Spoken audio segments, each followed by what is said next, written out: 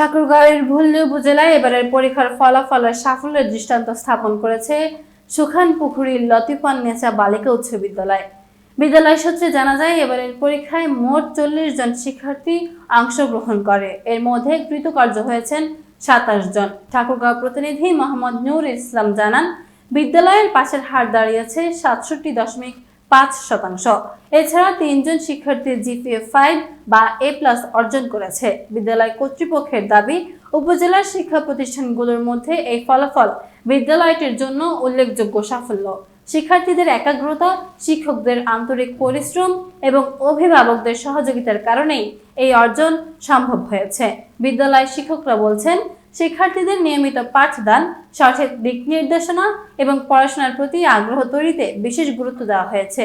ভবিষ্যতে আরও ভালো ফলাফল অর্জনের লক্ষ্যে কার্যক্রম অব্যাহত থাকবে। এদিকে বিদ্যালয়ের এই সাফল্যে শিক্ষক, শিক্ষার্থী, অভিভাবক ও পরিচালনা পরিষদের সদস্যদের মধ্যে আনন্দ বিরাজ করছে। বিদ্যালয় কর্তৃপক্ষ এই অর্জনের জন্য শিক্ষক মণ্ডলী, পরিচালনা পরিষদ, শিক্ষার্থী ও অভিভাবকদের প্রতি কৃতজ্ঞতা প্রকাশ করেছে এবং আগামী দিনেও আরো ভালো ফলাফলের যে ঘাটতিগুলো আছে তার মধ্যে আমাদের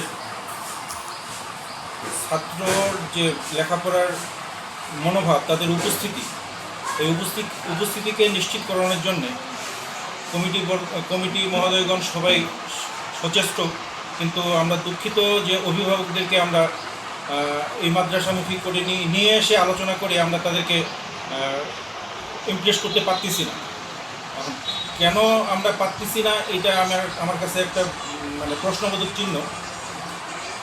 তো আমরা আগামীতে প্রতিষ্ঠানটাকে আরও উজ্জ্বল করার জন্যে, প্রতিষ্ঠানের লেখাপড়ার মানকে, ফলাফলের মানকে আরও উন্নত করার জন্যে যা যা ব্যবস্থা নেওয়ার দরকার, ইনশাআল্লাহ আমরা আগামী 27 সালের পরীক্ষায় সেটার রেজাল্ট আমরা পক্ষে নিয়ে আসার চেষ্টা করবো ইনশাআল্লাহ।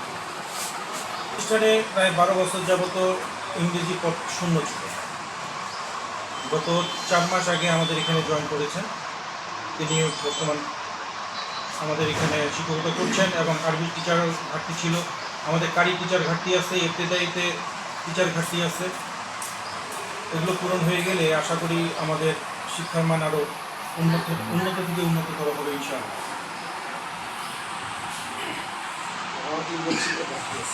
ঠিক আছে।